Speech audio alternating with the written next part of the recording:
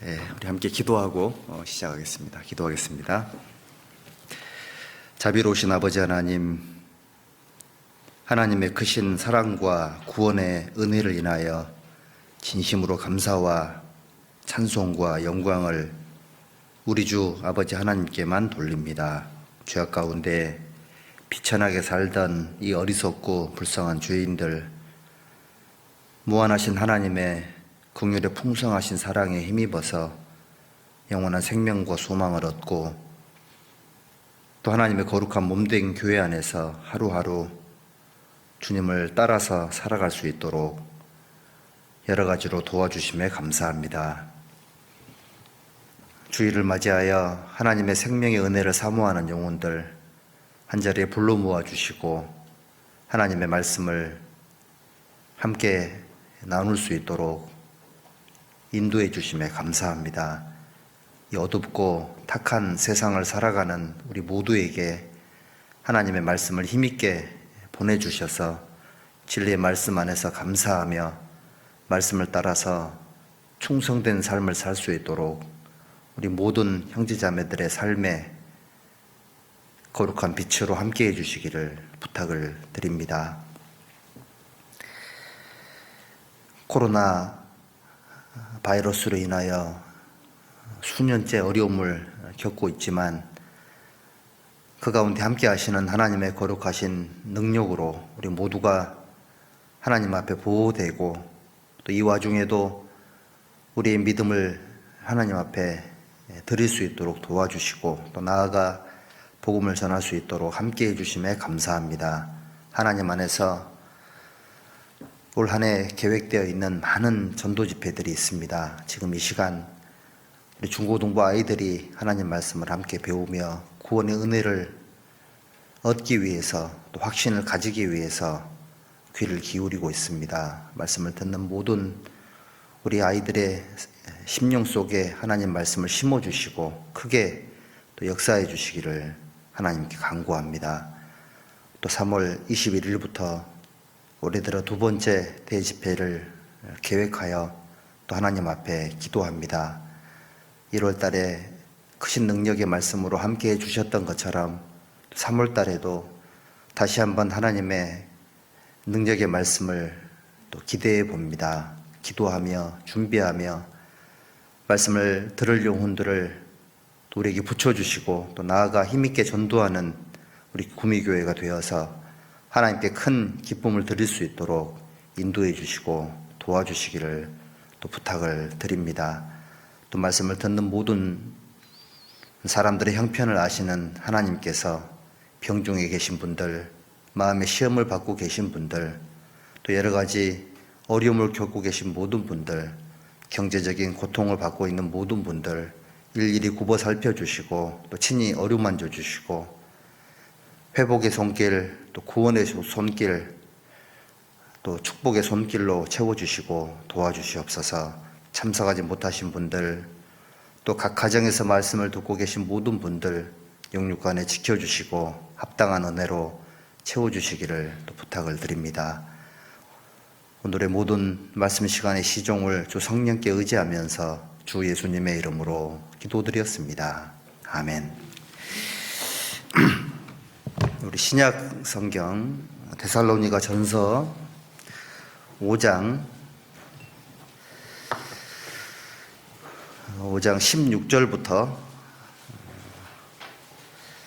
18절까지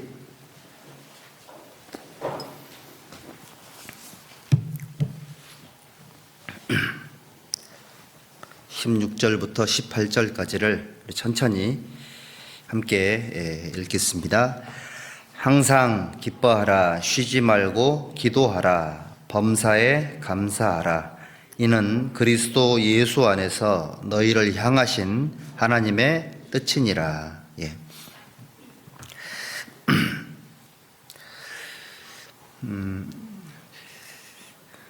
우리 3월 21일부터 대전도 집회가 또 계획되어 있습니다. 지금 미리 기도 가운데 준비를 좀 해야 되겠고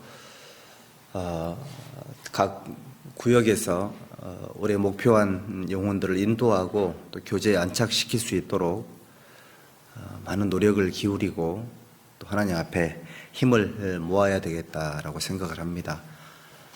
그리고 이번에 우리 초등부, 그다음에 중고등부, 우리 교회학교 아이들도 성경 강연의 말씀을 또 배울 수 있는 시간들을 만들었는데 이 오미크론 때문에 할 수 없이 비대면으로 이렇게 계획을 세워서 진행을 하고 있습니다. 초등부는 마쳤지만 중고등부가 또 오늘까지 말씀이 진행이 되니까 위해서 기도해 주시고 또 주말 집회를 좀 자주 해서 전도 집회 말씀이 우리 교회학교에 더 많은 시간 공급이 될 수 있도록 좀 계획을 좀 세워주시기를 부탁을 좀 드리겠습니다. 자, 오늘은 여기 읽은 말씀 속에 행복한 신앙생활을 위해서 우리가 잡아야 될 균형의 세 가지를 한번 같이 나눠보도록 하겠습니다. 아시다시피 이 데살로니가 교회는 아주 짧은 시간 내에 바울 사도가 복음을 전했기 때문에 폭발적인 그 구원의 능력이 함께 하셨고 또 구원을 받은 형제 자매님들이 아주 힘있게 신앙생활을 했던 그런 교회입니다. 그래서 이제 데살로니가 교회 성도들의 그 신앙과 믿음이 주변에 있는 많은 교회들에게 격동이 됐고 그 소식들이 여러 교회에 힘을 줬던 겁니다. 그런 아주 좋은 교회였는데 또 반면에 구원받은 지 얼마 안 된 그런 상황이었기 때문에 일부 몇몇의 성도님들은 주님의 재림이 임박한 줄로 오해를 해가지고 직장 생활을 또 그만두거나 하고 있는 육신적인 일들을 게을리함으로 말미암아 교회 안에서 문제가 되고 또 구원받지 못한 사람들에게 덕이 되지 못하는 그런 일들도 좀 있었던 겁니다.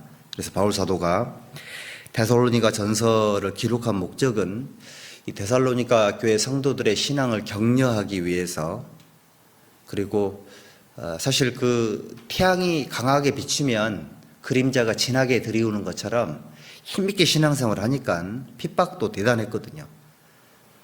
또 그 과정 속에서 믿음을 지키는 것에 대한 필요성들을 설명을 해주고 또 이제 중요한 거는 구원받은 그리스도인들의 마음의 그 신앙적인 건강 상태가 중요한 거니까 이 데살로니가 전서 4장에는 주님의 이제 부활, 재림과 부활이 있다라는 걸 얘기를 해주고 그리고 이제 5장에 가서 어쨌든 주님 오시기까지는 신앙생활을 해야 되는 거니까 균형 잡힌 신앙생활을 잘해야 구원의 즐거움과 더불어서 신앙생활의 기쁨도 유지가 될 수 있기 때문에 신앙의 균형을 위한 세 가지 중요한 내용들을 가르쳐 주시면서 이게 하나님의 뜻이라고 이렇게 말씀을 해 주신 겁니다. 그래서 이 내용이 우리 신앙생활에 굉장히 중요하고 또 항상 기뻐하고 쉬지 말고 기도하고 범사에 감사하라고 말씀을 하셨는데 이 세 가지 중에 한 가지만 좀 무너져도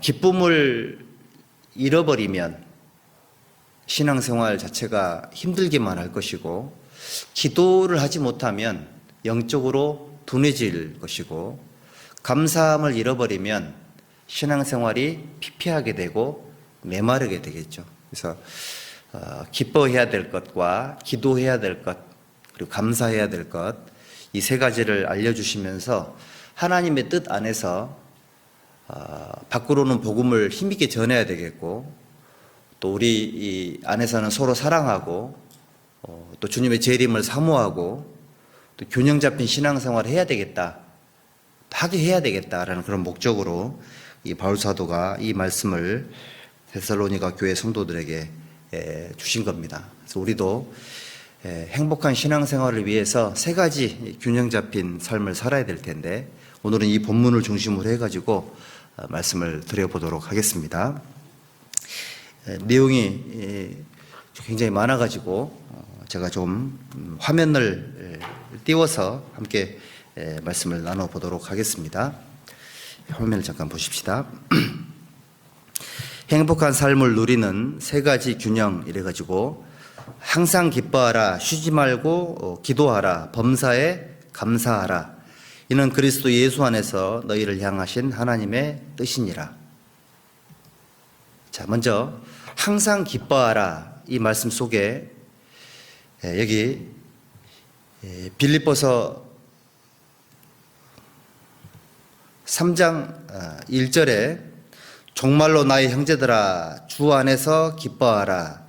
너에게 같은 말을 쓰는 것이 내게는 수고로움이 없고 너에게는 안전하니라.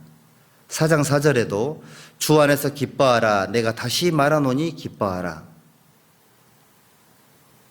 그러니까 이 데살로니가 교회하고 빌립보 교회를 바울 사도가 칭찬을 했는데 기쁨에 대해서 얘기를 하고 있는 겁니다. 그리고 누가복음 10장 20절도 그러나 귀신들이 너희에게 항복하는 것으로 기뻐하지 말고 너희 이름이 하늘에 기록된 것으로 기뻐하라 하시니라. 은사나 기적을 보고 기뻐하는 것이 아니라 천국에 갈 수 있는 확실한 소망이 있음으로 기뻐하라. 이렇게 가르쳐 주셨고 시편 37편 4절에 또 여호와를 기뻐하라. 저가 내 마음의 소원을 이루어 주시리로다. 이렇게 말씀을 하셨습니다. 자, 근데 성경 속에 하나님은 사랑의 하나님이시죠. 사랑이 많으신 분 정도가 아니고 사랑 자체이신 것처럼 하나님은 시편 43편 4절에 보면 여기 함께 읽어볼까요? 그런즉 내가 하나님의 단에 나아가 나의 극락의 하나님께 이르리이다. 하나님이여 나의 하나님이여 내가 수금으로 주를 찬양하리이다. 여기 보면 극락의 하나님 그랬죠. 극락, 즐거움의 아주 그 극점에 계신다. 모든 기쁨의 근원 되시는 분이 하나님이다. 이렇게 말씀을 하고 있습니다.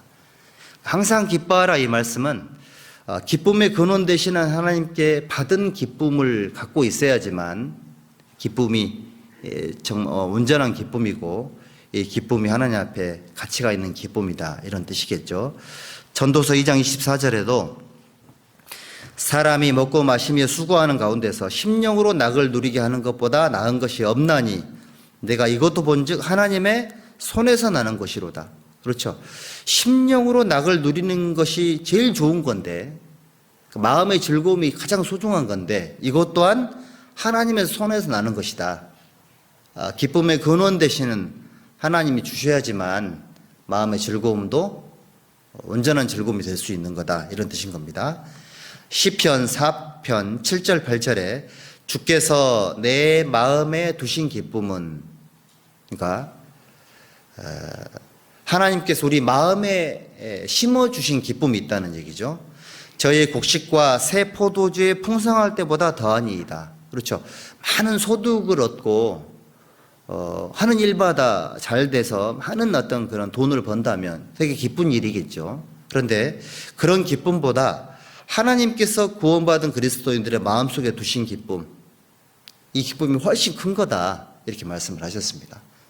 항상 기뻐하라 이 말씀은 기쁨의 근원 되시는 하나님으로부터 말미암음으로 말미암아 그 기쁨이 가능하다. 이런 의미겠죠. 그래서 하나님께서 기뻐하시는 것이 있습니다. 하나님이 좋아하시는 것. 이게 왜 중요하냐면 하나님이 기뻐하시는 것이 무엇인 줄 알아야지만 그 기쁨이 나도 그 기쁨 속에 참여됐을 때 그 기쁨을 함께 누릴 수 있기 때문에 그런 겁니다. 창세기 1장 31절에 하나님이 그 지으신 모든 것을 보시니 보시기에 심히 좋았더라. 이게 보시기에 심히 좋았다라고 기록이 되어 있죠. 선한 목적이 성취되었을 때 하나님은 기뻐하십니다. 우리도 선한 목적을 가져야 되겠고 그 목적이 이루어졌을 때 온전한 기쁨이 생기겠죠. 또 하나님은 죄인 한 사람이 회개하여 천국을 상속받을 때 하나님은 기뻐하십니다. 누가복음 15장 7절에는 죄인 하나가 회개하면 회개할 것 없는 의인 99을 인하여 기뻐하는 것보다 더하리라고 말씀을 하셨고 누가복음 15장 10절에도 죄인 하나가 회개하면 하나님의 사자들 앞에 기쁨이 되느니라. 32절에도 이 내 동생은 죽었다가 살았으며 내가 잃었다가 얻었기로 우리가 즐거워하고 기뻐하는 것이 마땅하다 아니라. 돌아온 탕자를 놓고 온 집안이 잔치를 했잖아요. 아버지께 기쁨이 됐던 겁니다. 그리고 여기 누가복음 12장 32절에 적은 무리여 두려워 말라 너희 아버지께서 그 나라를 너희에게 주시기를 기뻐하시느니라. 한 사람이 구원을 받고 영원한 하나님 나라 천국을 상속받을 수 있는 자격을 얻을 때 하나님은 굉장히 기뻐하십니다. 그러니까 대기업의 총수가 자기 사랑하는 아들에게 자기의 모든 중요한 걸 전부 다 온전하게 합법적으로 완전히 인수인계했을 때 이제 아마 내가 해야 될 일은 다 끝났다 이렇게 생각하지 않겠습니까? 그런 것처럼 우리도 하나님의 마음을 헤아리는 것이 필요할 겁니다. 그리고 하나님은 어떤 걸 좋아하시냐면 공평한 저울과 저울추, 이거는 말과 행동이 일치된 삶 또는 마음과 말이 일치된 삶, 이걸 말을 하겠죠. 그래서 잠언 11장 1절에도 보면 속이는 저울 하나님 미워하십니다. 공평한 추는 그가 기뻐하시느니라. 우리가 1층 카페 입구에 보면 저울과 저울추가 있습니다. 과거에는 이제 저울과 저울추로 무게를 달았는데 제가 그거 제 시골에서 5만 원 주고 사왔습니다. 이게 그 저울과 저울추는 사람의 마음과 행동, 이걸 의미하는 겁니다. 한결같은 저울과 저울추, 공평한 저울과 저울추, 하나님 좋아하십니다. 그래서 우리 성경에 야고보서 1장 22절에 너희는 도를 행하는 자가 되고 듣기만 하여 자신을 속이는 자가 되지 말라, 이렇게 말씀을 하셨죠. 그리고 야고보서 1장 25절에도 자유하게 하는 온전한 율법을 들여다보고 있는 자는 듣고 잊어버리는 자가 아니요 실행하는 자니 이 사람이 그 행하는 일의 복을 받으리라. 신앙생활이 좋은 마음을 갖고 살면 정말 잘하는 거지만 그걸 실제로 행동으로 옮기려고 노력하고 많은 시행착오를 겪으면서도 실천하는 삶을 포기하지 않을 때 하나님이 그걸 기뻐하십니다. 그 다음에 하나님은 정직한 자의 기도를 기뻐하시죠. 잠언 15장 8절에 악인의 제사는 여호와께서 미워하셔도 정직한 자의 기도는 그가 기뻐하시느니라. 정직한 자의 기도 하나님이 좋아합니다. 어떤 사람이 정직한 사람일까요? 잠언 28장 9절 같이 읽읍시다. 사람이 귀를 돌이키고 율법을 듣지 아니하면 그의 기도도 가증하니라. 그러니까 어떤 사람이 정직한 사람이냐, 하나님 말씀을 듣기 위해서 사람이 귀를 돌이키고 율법을 듣지 아니하면, 귀를 돌이킨다 그랬죠. 귀가 회개해야 마음이 회개합니다. 온전한 듣는 귀가 마음도 회개하게 만들겠죠. 그래서 정직한 자의 기도를 기뻐하시고요. 또 하나님은 선을 행함과 서로 나눠주기를 좋아하는 삶을 살아갈 때 하나님은 좋아하십니다. 오직 선을 행함과 서로 나눠주기를 잊지 말라. 이 서로라는 단어가 있죠. 이 같은 제사는 하나님이 기뻐하시느니라. 디모데전서 6장 18절에도 선한 일을 행하고 선한 사업에 부하고 나눠주기를 좋아하며 동정하는 자가 되게 하라. 초대교회 때 하나님께서 온 교회에게 주신 어떤 행동 지침이었죠. 서로 나눠주는 삶을 추구해야 된다. 하나님이 이걸 좋아하십니다. 어떻게 나눠주라고요? 여보세요? 어떻게 나눠주라고요? 서로. 신앙생활이 일방적이 되면 안 돼요. 서로입니다, 서로.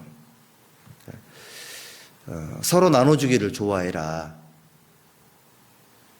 그러니까 이렇게 우리 서로 이렇게 서로 사귀고 서로 사랑하고 할 때에 누가 어떤 형제님이나 자매님이 나에게 뭐 하나 주잖아요. 그럴 때 우리가 누구에게 뭐 하나 주려고 했을 때 아무 생각 없이 주지 않지 않습니까? 많은 생각을 한 끝에, 고민 끝에 이렇게 드리죠. 받는 사람도 주시는 분의 그 마음을 잘 헤아리는 것이 필요하고, 그 주시는 분의 마음을 잘 이렇게 살펴서 주고받는 것이 잘 이루어졌을 때에 하나님이 그걸 좋아하신다라고 말씀을 하셨습니다. 하나님께서는 기쁨의 하나님이시니까 기쁨의 근원 되시고 하나님이 좋아하시는 것들이 있으시잖아요. 근데 그 하나님께서 우리 마음속에 기본적으로 넣어주신 기쁨이 있습니다. 주께서 내 마음에 넣어주신 기쁨, 하나님이 우리 마음속에, 그러니까 마음에 두신 기쁨이라 그랬죠. 이게 뭐냐면 베드로전서 1장 8절 9절에 보면 이런 말씀이 있죠. 우리 예수님을 한 번도 보지 못했지만 사랑하죠. 왜냐하면 여기 믿고 말할 수 없는 영광스러운 즐거움으로 기뻐하니 믿음의 결국 곧 영혼의 구원을 받음이라. 영혼의 구원이 이루어졌을 때 하나님 앞에 믿고 말할 수 없는 영광스러운 즐거움이라고 되어 있죠. 믿고 말할 수 없는 영광스러운 즐거움이 있다. 영혼의 구원을 받으면 영광스러운 즐거움이 있는 거죠. 그리고 이사야 35장 10절에 여호와의 속량함을 얻은 자들이 돌아오되 노래하며 시온에 이르러 그 머리 위에 영영한 희락을 띠고 기쁨과 즐거움을 얻으리니 슬픔과 탄식이 달아나리로다. 속량이 뭔지 아시죠? 죗값을 갚은 걸 속량이라고 하는데 영영한 희락을 띠고 영원한 기쁨, 영원한 즐거움을 의미하는 겁니다. 얻으리니 그랬죠. 내 속에서 나오는 게 아니고요. 하나님이 주시는 겁니다. 구원을 받을 때 영영한 희락이 우리 마음속에 주어지죠.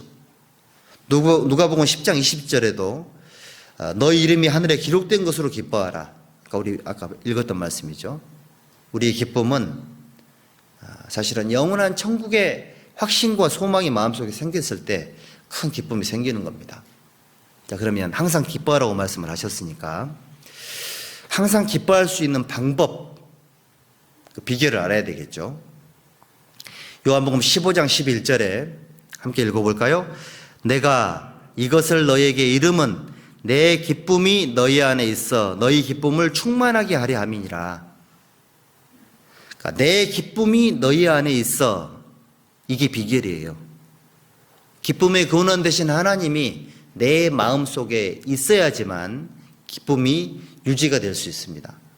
마태복음 25장 21절에도 그 주인이 이르러 잘하였도다 착하고 충성된 종아 내가 작은 일에 충성하였음에 내가 많은 것으로 내게 맡기리니 내 주인의 즐거움에 참여할지어다 하고, 주인의 즐거움에 참여됨,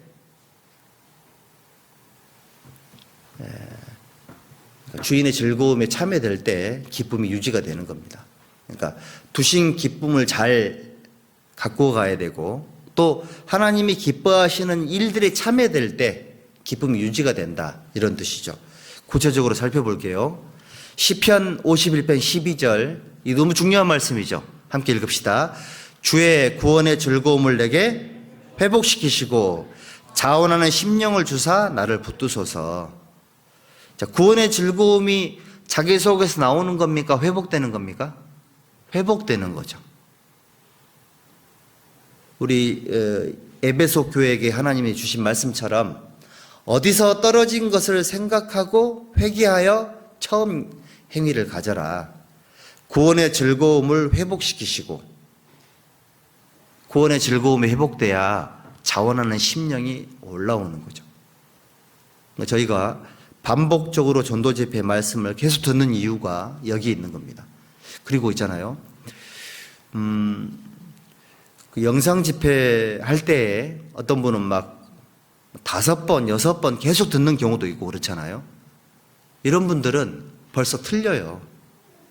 본인들은 잘 모르겠지만 일단 눈빛이 다르고요. 벌써 다릅니다. 분위기가 완전히 달라요. 왜냐하면 구원의 즐거움에 딱 붙잡혀 있고 자원하는 심령 속에서 움직이기 때문에 그 말할 수 없는 평안한 모습, 안정된 모습, 그런 모습이 정말 보기 좋거든요. 전도하는 그리스도인들의 모습이 제일 보기 좋은 겁니다. 왜 그러냐면 구원의 즐거움 속에 붙잡혀 있기 때문에 그래요. 그래서 여기 로마서 5장 2절에도 또한 그로 말미암아 우리가 믿음으로 서 있는 이 은혜에 들어감, 믿음으로 서 있는 이 은혜에 들어감을 얻었으며, 이게 영혼 구원이죠. 하나님의 영광을 바라고 즐거워하느니라. 구원의 즐거움을 회복시켜 주실 때에 큰 기쁨이 생기죠. 그리고 로마서 5장 3절 4절에도 보면 환난 중에도 즐거워하나니, 이게 참 어려운 말씀인데 이거는 우리가 평생 좀 이제 숙제 배워야 될 말씀이죠. 다만 이뿐 아니라 우리가 환난 중에도 즐거워하나니 이는 환난은 인내를, 인내는 연단은 소망을 이루는 줄을 알미로다. 환난을 받고 있는데 즐거워요. 이해 안 되죠. 왜 이렇게 즐겁냐면 환난이 인내를 만들어내고 인내가 연단을 만들어내고 연단의 끝은 소망이 이루어지기 때문에 그래요. 그러니까 천국 소망은 구원받을 때 생기는 거지만 여기 보시는 것처럼 여기 소망, 이 소망 있잖아요. 이 소망은 환난 중에도 즐거워하는 마음이 생겼을 때 이 참된 소망이 생긴다라고 성경은 말씀하셨죠. 그래서 진짜 그리스도인들이 아주 이 강력한 경우가 어떤 경우냐면 환난을 받고 있는데 즐거워하는 거죠. 다른 사람들이 봤을 때는 굉장히 불행한 일인데도 불구하고 이거를 영적으로 소화를 해가지고 환난 중에도 즐거워하죠. 근데 이거는 있잖아요. 여기 보면 환난은 인내는 연단을 그랬죠. 반복적인 환난 속에서 뭐가 길러지냐면 훈련된 정제된 소망이 만들어져야지만 환난 중에도 즐거워할 수 있습니다. 보통 대부분의 그리스도인들은 환난 받으면 괴로워하지 즐거워하진 않아요. 힘들어하고 괴로워하고 그리고 불행하다고 생각하고 징계받았다고 생각을 하죠. 근데 그것이 아니고 성경은 환난 중에도 즐거워하는 것이 참된 신앙생활의 즐거움이다 라고 말씀을 하시는 겁니다. 저도 사실 이 말씀이 숙제입니다. 숙제. 환난이 닥치면 즐거움이 바로 생기는 게 아니고요. 힘들어요. 그런데 즐거워 그랬으니까 기도하고 정신을 차려야지만 마음이 바뀌더라고. 아직도 멀었다는 생각이 듭니다. 어려움을 딱 겪는 순간 즐거워해야 되는데 더 좋은 걸 주시겠구나 이런 마음이 생겨야 되는데 그게 아직 안 돼요. 정말 멀었다는 생각을 해보고요. 그리고 구원받는 사람이 날마다 더해질 때에 우리에게는 큰 기쁨이 생기죠. 여기도 보면 사도행전 2장에 날마다 마음을 같이하여 성전에 모이기를 힘쓰고 집에서 떡을 떼며 기쁨과 순전한 마음으로 음식을 먹고 하나님을 찬미하며 또 온 백성에게 칭송을 받으니 주께서 구원받는 사람을 날마다 더하게 하시니라. 이 보면 기쁨과 순전한 마음으로 음식을 먹고 그랬죠. 그러니까 왜 기쁨과 순전한 마음으로 음식을 먹었을까요? 날마다 구원받는 사람이 더해지니까 날마다 전도가 되니까는 모일 수밖에 없었고 모이면 먹어야 되겠죠. 그리고 성찬식도 해야 되고 여기 보면 떡을 떼며 이거는 성찬식이고요. 순전한 마음으로 음식을 먹고 모였으니까 먹었겠죠. 이거 보면 구원받는 사람이 날마다 더해질 때 일도 많아지고 먹는 일도 많아지고 모이는 일도 많아진다 알 수가 있겠죠. 사도행전 8장 6절에도 무리가 빌립의 말도 듣고 행하는 표적도 보고 일심으로 그의 말하는 것을 줬더라. 많은 사람에게 붙었던 더러운 귀신들이 크게 소리 지르며 나가고 또 많은 중풍병자와 안진병이가 나으니 그 성에 큰 기쁨이 있더라. 그렇습니다. 빌립의 말씀을 듣고 표적도 보고 더러운 귀신들이 크게 소리 지르며 나가고 많은 중풍병자와 안진병이가 나았죠. 영육간에 구원을 받는 일이 생기니까는 그 성에 큰 기쁨이 있더라. 우리가 전도를 하려고 애를 쓰고 있잖아요. 정기적으로 집회를 하는 게 굉장히 중요한 게 왜 그러냐면 이 기쁨을 유지하기 위해서 필요한 거예요. 그리고 들은 말씀이 밝히 알아질 때 이때 기쁨이 생깁니다. 우리 느헤미야를 읽어보면 느헤미야 8장 12절에 여기 함께 읽읍시다. 모든 백성이 곧 가서 먹고 마시며 나누어 주고 크게 즐거워하였으니 이는 그 읽어 들린 말을 밝히 알미니라. 비가 오는 상황에 많은 사람이 모였는데 읽어 들린 말씀이 뜻을 알아가지고 굉장히 기뻐했던 겁니다. 오랜 세월 동안 이 말씀이 닫혀있는 상태, 이 말씀의 의미를 모르는 상태로 살다가 마치 봇물 터지듯이 이 시간에 말씀이 이해가 되고 알아져 가지고 온 백성이 굉장히 기뻐했던 겁니다. 느헤미야 8장 10절에 여호와를 기뻐하는 것이 너희 힘이니라 라고 느헤미야가 격려를 했죠. 느헤미야 12장 43절 이날에 무리가 크게 제사를 드리고 심히 즐거워하였으니 이는 하나님이 크게 즐거워하게 하셨습니다. 하나님이 크게 즐거워하게 했다 그랬죠. 하나님은 하나님 말씀을 읽고 또는 듣고 들린 말씀을 분명히 알 때 하나님 되게 좋아하세요. 그러니까 큰 기쁨이 되는 겁니다. 그리고 하나님을 섬기는 삶의 가치를 알 때 우리 기쁨이 유지가 됩니다. 이사야 11장 3절 그가 여호와를 경외함으로 즐거움을 삼을 것이며 그 눈에 보이는 대로 심판치 아니하며 귀에 들리는 대로 판단치 아니하며 그가 여호와를 경외함으로 즐거움을 삼을 것이다. 야, 너무 말씀이 멋있죠?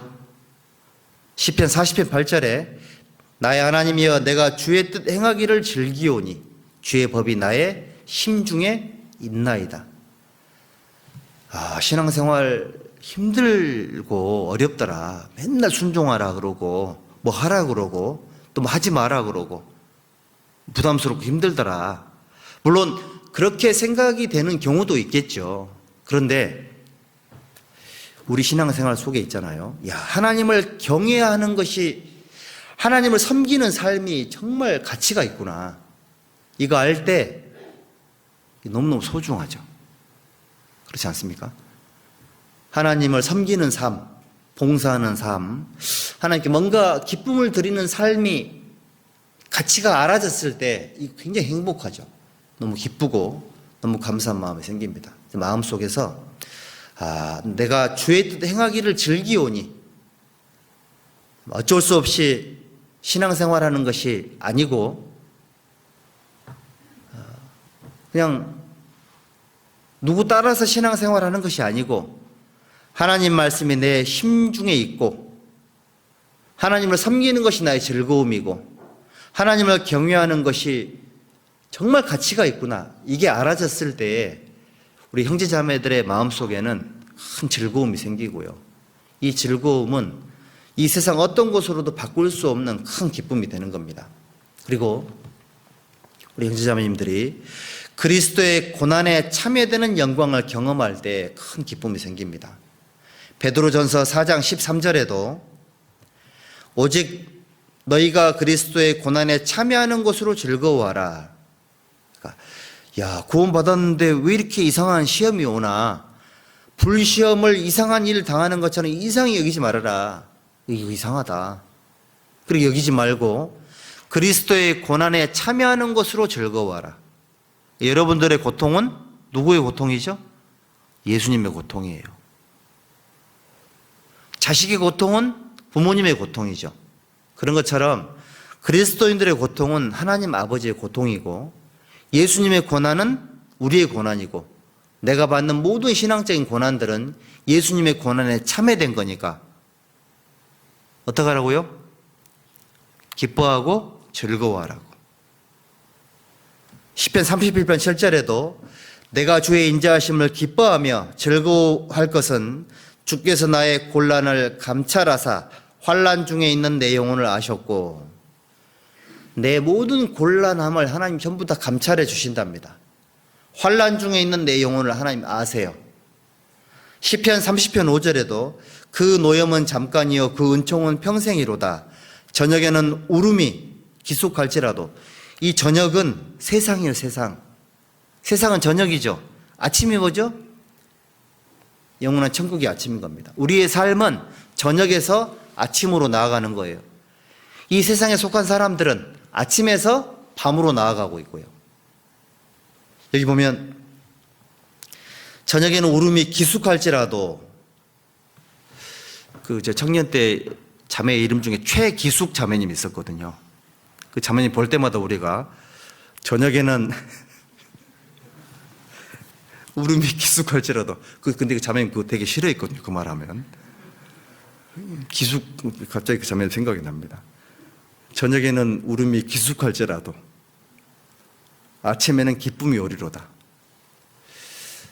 우리 신앙생활은 저녁에서 어디로 간다고요? 아침으로. 아침이 기다리고 있는 겁니다. 시편 30편 11절에 주께서 나의 슬픔을 변하여 춤이 되게 하시며 나의 베옷을 벗기고 기쁨으로 띄우셨나이다. 그러니까 세상 사는 동안은 좀 고생해줘. 그리고 어차피 고생할 거라고 하나님 예고하셨으니까 저녁에는 울음이 기숙할 수밖에 없고 슬플 수밖에 없으니까 아침을 기다리는 것이 현명한 선택인 겁니다. 그리고 복음을 전함으로 우리가 핍박을 받고 욕을 먹을 때 있죠. 나를 인하여 너희를 욕하고 핍박하고 거짓으로 너희를 거스려 모든 악한 말을 할 때에는 너희에게 복이 있나니 기뻐하고 즐거워하라. 하늘에서 너희의 상이 큼이라. 너희 전에 있던 선지자들을 이같이 핍박하였느니라. 사실은 우리 예수님 때문에 그 비난받을 때 사실 제일 행복한 시간인 거죠. 큰 기쁨인 거고. 그래서 혹시 누가 우리를 욕하지 않나라고 귀를 기울이고 다니면 좋아요. 대신 이제 잘못해서 욕먹는 건 안 되겠죠. 선을 행함으로 고난받는 것은 복되지만 죄를 짓거나 남의 일을 간섭하는 것으로 욕을 먹는 것은 덕이 안 됩니다. 선을 행함으로 욕을 먹는 거죠. 전도하면서 또는 신앙생활하면서. 구원받고 신앙생활하는 그리스도인들이 제일 많이 들어먹는 욕이 뭐죠? 걔 교회에 미쳤더라 이거. 응? 교회에 미쳤다고. 이런 얘기 제일 많이 아마 들으셨을 거예요. 교회에 너무 많이 빠지지 말라고 이렇게 얘기를 하죠. 다른 사람들이 봤을 때는 심하게 보이는 거죠. 사실 그게 사실은요, 지금 현재 하나님께 굉장히 지금 신앙생활을 잘하고 있다는 증거인 겁니다. 그리고 즐거이 드리는 헌금 생활, 이거 굉장히 가치가 있습니다. 역대상 29장 9절에 백성이 즐거이 드림으로 기뻐하였으니 저희가 성심으로 여호와께 즐거이 드림이며 다윗 왕도 기쁨을 이기지 못하여 아니라. 그렇습니다. 아는 사람들은 알겠지만 우리 구원받고 나서 하나님께 헌금할 때 굉장히 기쁘죠. 기쁘죠? 그래서 저는 여기 고린도후서 8장 1절 이제 마게도니아 교회들을 좀 본받고 싶은 마음이 있습니다. 하나님이 마게도니아 교회들에게 주신 은혜가 있다 그랬는데 은혜랍니다. 2절 환난의 많은 시련 가운데서 저희 넘치는 기쁨과 극한 가난이, 굉장히 기쁜데 너무 가난한 겁니다. 그러니까 보통은 이제 일반적으로 봤을 때는 그냥 잘 못할 것 같은데 저희의 풍성한 연보를 넘치도록 하게 하였느니라. 사실은 이것이, 이 상황 자체가 우리 그리스도인들만이 누릴 수 있는, 또는 그리스도인들만 이해할 수 있는 그런 말씀들이죠. 구원받은 그리스도인들, 마게도니아 교회의 성도인들이 큰 기쁨이 있는데 너무 가난합니다.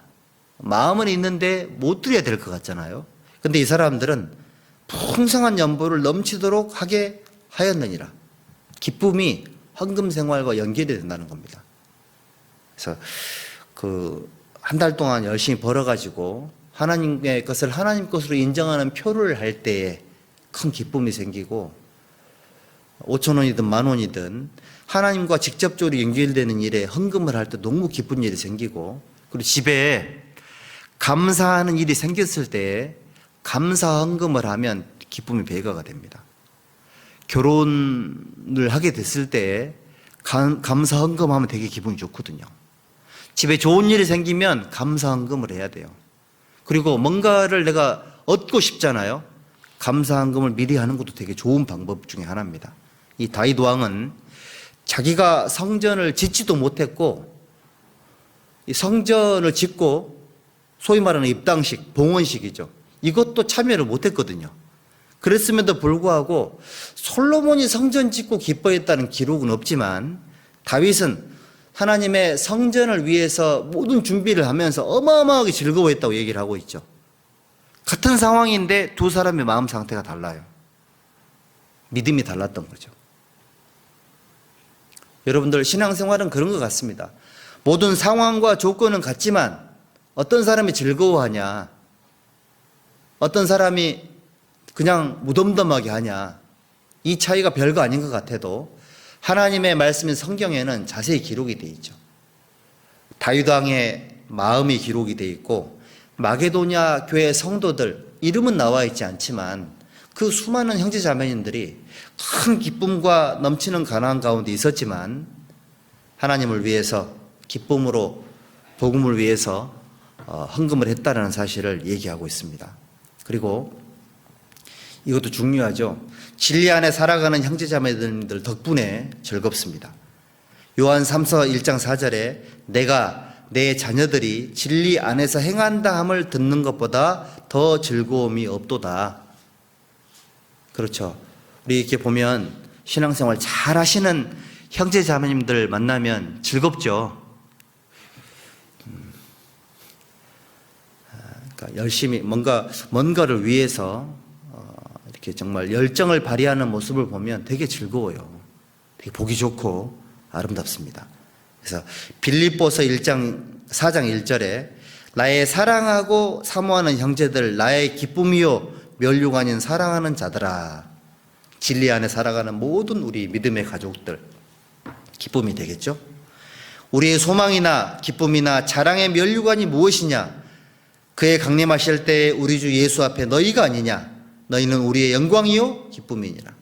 진리 안에 살아가는 형제 자매님들이 우리에게 큰 기쁨이 되는 겁니다. 그래서 형제 자매님들의 기쁨을 돕는 중보 기도가 필요하죠. 로마서 15장 13절 이것도 좀 생각을 좀 하면서 같이 읽겠습니다. 소망의 하나님이 모든 기쁨과 평강을 믿음 안에서 너희에게 충만케 하사 성령의 능력으로 소망이 넘치게 하시기를 원하노라. 그러니까 하나님이 모든 기쁨과 평강을, 하나님의 모든 기쁨을 우리 형제자매들을 마음속에 충만하게 해주셔가지고 소망이 넘치게 하시기를 원하노라. 이런 게 축복 기도죠. 한 가정에 방문해서 기도를 하죠. 하나님 이 가정에 영육간에 필요한 복을 주시고 이 가정이 하나님께 뭔가를 기도했을 때에 선하게 기도 응답을 해주시고 또 이 가정에 하나님이 주신 기쁨, 이 기쁨이 충만해져서 세상에 좋은 일을 만나도 즐겁고 어려운 일을 만나도 즐겁고 복음을 전함으로 즐겁고 신앙생활을 함으로 즐거워하는 가정이 될 수 있도록 해달라고, 이런 기도가 사실 복을 받아요. 우리 가정을 개방하는 게 중요한 게 왜 그러냐면 제 경험으로 봐서는, 제 짧은 경험으로 봐서는 가정이 개방이 되고 우리 형제자매들이 오셔가지고 기도해 주시지 않습니까? 그 기도가 반드시 응답이 되더라고요. 사실 그런 기도가 없었으면 내가 신앙생활 했던 것에 비해서 내가 받고 있는 축복이 너무 과분하다라고 느껴질 때, 이것은 내 행위로 인한 어떤 그 반대급부가 아니고 당연한 걸 받은 것이 아니라 형제자매들의 기도의 응답이었구나라는 걸 알게 되죠. 그래서 가정이 개방이 되고 오시는 분들이 기도해 주는 것은 너무너무 중요한 겁니다.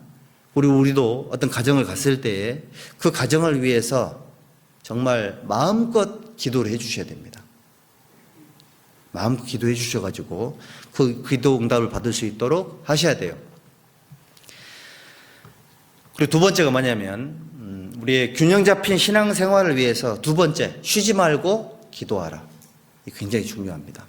쉬지 말고 기도하라. 이 사무엘은 이스라엘 백성에게 나는 너희를 위해서 기도하기를 쉬는 죄, 기도하기를 쉬는 죄, 기도하는 걸 쉬는 게 죄다. 사무엘은 이렇게 말을 하고 있죠. 사무엘의 어머니가 누구예요? 한나. 엄마에게 아주 좋은 신앙 교육을 받은 겁니다. 한나의 기도를 본받아가지고 사무엘도 쉬지 말고 기도하라. 이 말씀을 실천하신 분, 구약성경의 사무엘입니다. 기도하는 걸 쉬는 건 죄다. 기도하는 걸 쉬는 건 죄다. 이렇게 믿고 살았던 사람, 사무엘입니다. 쉬지 말고 기도하라. 하나님 이렇게 말씀하시죠. 자, 기도와 간구로 낙심과 절망을 극복해야 됩니다. 누가복음 18장 1절에도 항상 기도하고 낭망치 말아야 된다. 낭망, 절망, 낙심 이런 거를 이길 수 있는 게 뭐냐? 기도입니다. 기도. 우리가 선을 행하되 낙심하지 말지니, 낙심을 하는 게 안 좋은 건 알지만 어떻게 낙심을 하지 않고 이겨낼 수 있을까요? 기도입니다. 기도. 기도와 간구로 절망적인 상황을 뛰어넘을 수 있는 지혜를 하나님이 주시기 때문에 그렇습니다.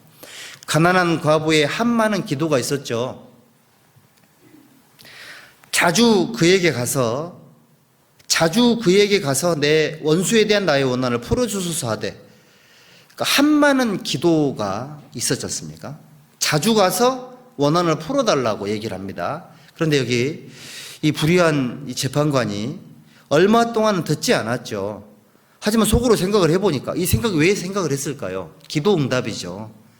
하나님이 불의한 재판관 속에 선한 생각을 하게 만든 겁니다. 내가 하나님을 두려워하지 않고 사람을 무시하지만 이 과부가 나를 번거롭게 하니까 원한을 풀어주지 않으면 늘 와서 나를 괴롭게 할 거다. 그래서 소원을 들어줬습니다. 예수님 말씀하시기를 불의한 재판관에 하는 말한 것을 들으라. 하물며 하나님께서 그 밤낮 부르짖는 택하신 자들의 원한을 풀어주지 아니하시겠느냐. 저에게 오래 참으시겠느냐. 이게 이제 중요한 단어가 뭡니까? 원한이죠. 원한. 여기 원한. 구원받는 그리스도인들의 원한을 하나님이 풀어주신다. 불의한 재판관도 들어줬지 않았냐. 그러니까 이거 보십시오. 여기 늘 와서 나를 괴롭게 하리라. 한많은 사람들이 기도하죠. 한많은 사람. 한이 많은 사람들이, 원한이 많은 사람들이 하나님께 기도합니다. 하나님 내 이 원한을 꼭 풀어달라고. 가족들 전도에 대한 그리고 내가 꼭 반드시 하나님 앞에 꼭 해야 되겠다라는 그런 것들이 있었을 때 그 기도가 응답을 받죠. 마태복음 7장 7절 8절 함께 읽읍시다. 구하라 그러면 너희에게 주실 것이요 찾으라 그러면 찾을 것이요 문을 두드리라 그러면 너희에게 열릴 것이니 구하는 이마다 얻을 것이요 찾는 이가 찾을 것이요 두드리는 이에게 열릴 것이니라. 그렇습니다. 구하라, 찾으라, 문을 두드리라, 기도하라는 얘기죠. 구하는 것, 찾는 것, 문을 두드리는 것. 구체적인 방향으로 기도가 나아가고 있습니다. 아들이 떡을 달라 하면 떡을 주고 돌을 달라 하면 돌을 주며 생선을 달라 하면 뱀을 줄 사람이 있겠느냐. 그렇죠. 아들이 떡을 달라 하면 누가 돌을 주겠냐고요. 떡을 달라니 돌을 줬습니다. 먹으면 어떻게 될까요? 이가 다 박살나겠죠. 그래 놓고 야, 난 너 나이 때 그런 돌을 씹어 먹었어. 이러면 이제 꼰대 소리 듣는 겁니다. 이제 생선을 달라 하면 뱀을 줄 사람이 있겠냐. 사실 생선이 위에서 보면 뱀하고 비슷하거든요. 여러분들, 너희가 악한 자라도, 이 말씀이 조금 신랄하죠. 우린 죄악된 본성이 있는 사람들이지만 악한 자라도 좋은 것으로 자식에게 줄 줄 알거든. 하물며 하늘에 계신 너희 아버지께서 구하는 자에게 좋은 것으로 주시지 않겠느냐. 믿음으로 구하라 그 얘기죠. 구하라, 찾으라, 문을 두드리라. 기도하는 사람들의 세 가지 기본 원칙입니다. 기도 부족으로 인한 영적 결핍 현상들이 있는데, 르호보암은 마음을 오로지 하여 여호와를 구하지 아니함으로 악을 행하였더라. 기도하지 않으면 신앙생활이 악하게 됩니다. 삶이 악하게 되겠죠. 르호보암이 행했던 악이 뭐죠? 여호와의 교도를 버린 겁니다. 육신적인 욕망을 쫓아갔죠. 나라가 분열되는 결과를 맞이했습니다. 아사 왕이 된 지 39년에 그 발이 병이 들어 중하나 병이 있을 때 저가 여호와께 구하지 아니하고 의원들에게 구하였더라. 38년 동안은 잘했는데 39년째에 신앙이 무너진 겁니다. 여호와께 구하지 아니하고 기도하지 않으면 인간적인 수단과 방법을 찾게 되어 있습니다. 시편 119편 155절 구원이 악인에게서 멀어지면 저희가 주의 율례를 구하지 아니함이니이다. 그렇죠. 호세아 7장 10절에도 이스라엘의 교만은, 사람이 교만하게 되는 것이 영적 기도 결핍 현상인데, 그 얼굴의 증거가 되나니 저희가 이 모든 일을 당하여도 그 하나님 여호와께로 돌아오지 아니하며 구하지 아니하도다.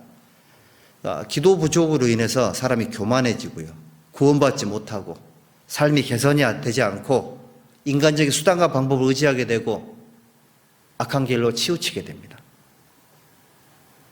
여기 이사야 30장 1절에는 북이스라엘을 책망하시면서 저기 보면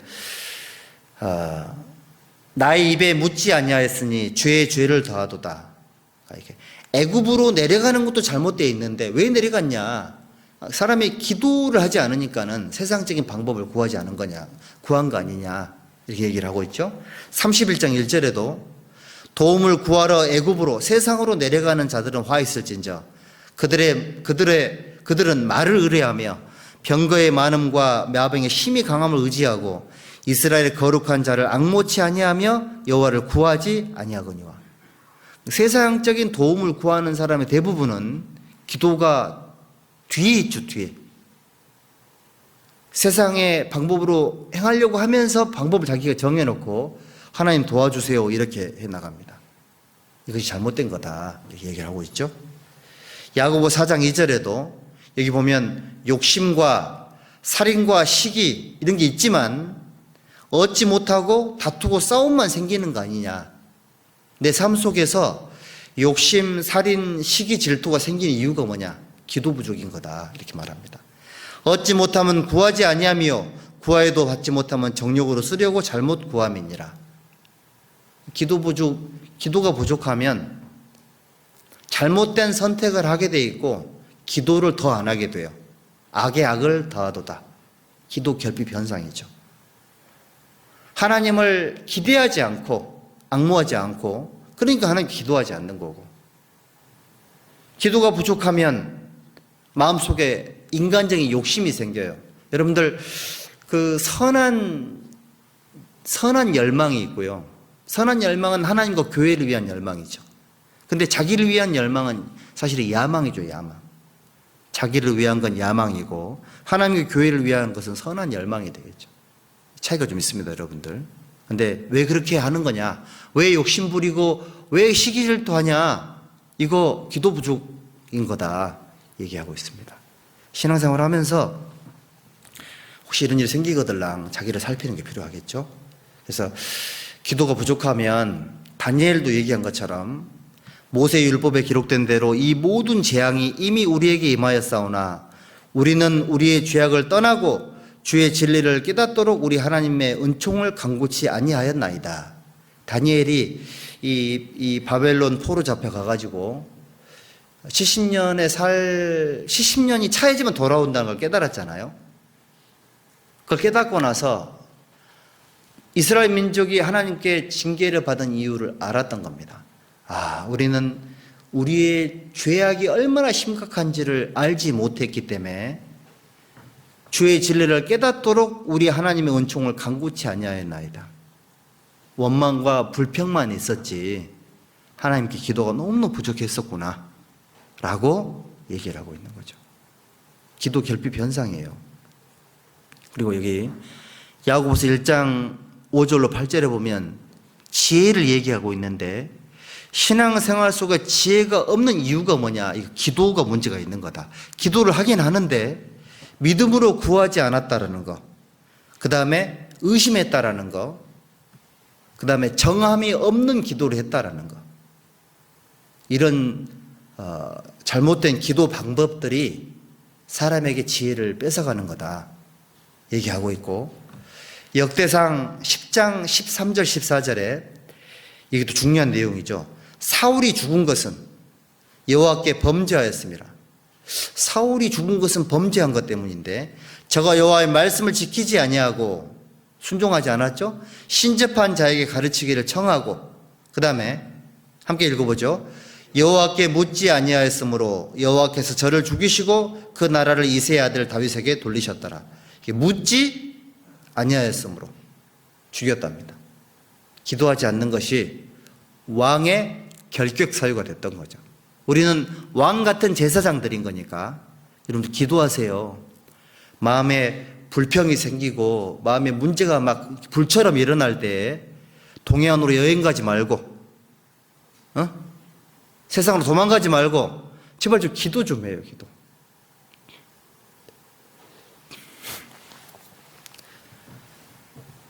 금오산 한 2바퀴 돌면 문제 해결될 거예요. 기도하면서 세복에 나가가셔가지고 기도하시고 오십시오.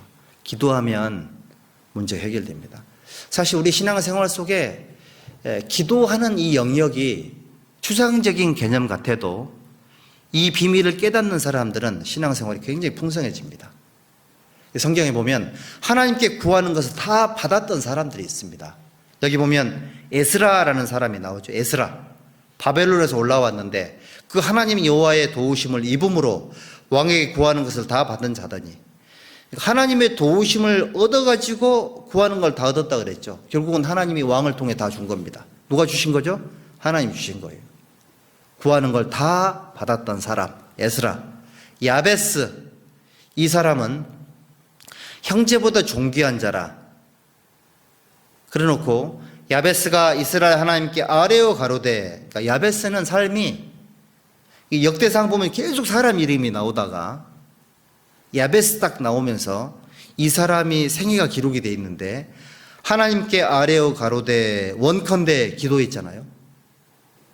주께서 내게 복의 복을 더하사 나의 지경을 넓히시고 주의 손으로 나를 도우사 나로 환난을 벗어나 근심이 없게 하옵소서 기도했죠. 하였더니 하나님이 그 구하는 것을 허락하셨더라. 기도 응답 받은 겁니다. 야베스의 생애가 뭐만 기록이 되어 있습니까? 기도했던 거 응답 받았다. 이렇게 딱 끝납니다. 우리 인생을 돌이켜보면 얼마나 많은 일들이 생기잖아요. 그렇죠? 근데 하나님은 필요 없는 것들은 기록하지 않으세요. 다른 건 됐고 하나님께 합당한 기도했던 내용, 그리고 받았던 거, 이것만 다 기록하고 있지 않습니까? 하나님께 구하는 것을 다 받았던 사람들, 너무 부럽습니다. 삼손이 죽을 때 그런 기도를 했죠. 여호와여 구하옵나니 이번만 나로 강하게 하사. 야, 이 삼손의 이 절절한 기도, 이번만 나로 강하게 하사 내 두 눈을 뺀 이 원수를 갚게 하옵소서. 죽을 때에 죽인 사람들이 훨씬 많았다고 기록이 되어 있죠.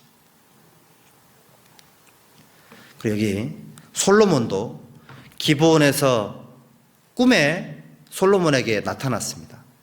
내가 내게 무엇을 줄고 너는 구해라. 솔로몬이 뭐 구했죠? 여기 누가 주의 이 많은 백성을 재판할 수 있사오리이까 지혜로운 마음을 종에게 주사 주의 백성을 재판하여 선악을 분별하게 하옵소서. 솔로몬이 이것을 구하며 그 말씀이 주의 마음에 맞은지라. 뭘 구했죠? 지혜를 구했죠. 누굴 위해서요? 하나님과 하나님의 빼신 백성을 위해서, 자기를 위한 것이 아니고 하나님을 위해서 기도했던 겁니다. 솔로몬이 이런 기도를 했기 때문에 전도서가 기록이 됐고요, 잠언이 편집이 됐고요, 아가사가 기록이 된 겁니다. 여러분들, 기도 응답으로 말미암아 지혜의 중요성을 가르쳐주고 있죠. 느헤미야, 여러분 느헤미야 1장의 가장 중요한 핵심이 뭐냐면 느헤미야의 기도 응답이에요. 느헤미야는 술 맡은 관원장에 되어서 왕의 신복이었습니다. 그런데 이 예루살렘 이 소식이 굉장히 궁금했었습니다. 궁금했는데 소식을 들어보니까 성문이 회파되고 성벽이 완전히 무너져가지고 자기 민족이 어마어마한 고통 속에 있다 라는 소식을 듣고 너무너무 슬퍼해가지고 하나님께 기도합니다. 그게 느헤미야 1장 4절부터 11절까지의 내용이에요. 그리고 11절에 어떻게 기도를 마치냐면 주여 구하오니 귀를 기울이사 주의 종의 기도와 주의 이름을 경외하기를 기뻐하는 종들의 기도를 들으시고 오늘날 종으로 형통하여 이 사람 앞에서 은혜를 입게 하옵소서. 이 사람이 누굴 말할까요? 왕입니다. 왕. 아닥사스다 왕. 무슨 기도를 했죠? 내가 내 예루살렘으로 가가지고 그 문제를 좀 해결하고 싶습니다. 기도했습니다. 느헤미야 2장 4절 바로 기도 응답이었죠. 왕이 내게 이르시되 그러면 내가 무엇을 원하느냐 하시기로 내가 곧 하늘의 하나님께 묵도하고 번개 기도를 한 거죠. 왕이 눈치 못 채게.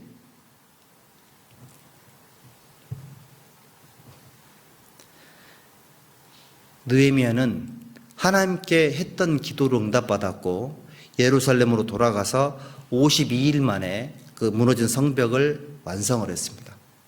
이스라엘 민족을 육신적으로 보호를 했죠. 구하는 걸 얻었던 거죠. 야고보서 5장 17절에 엘리야는 우리와 성정이 같은 사람인데 기도하니까 3년 반 동안 비가 안 오고 또 기도하니까 비가 왔다. 기도했던 걸 얻었던 사람이죠. 여기 누가복음 2장 36절에 안나라는 사람도 과부된 지 84년 동안 성전을 떠나지 아니하고 주와에 금식하며 기도함으로 섬기더니 몇 년 기도했다고요?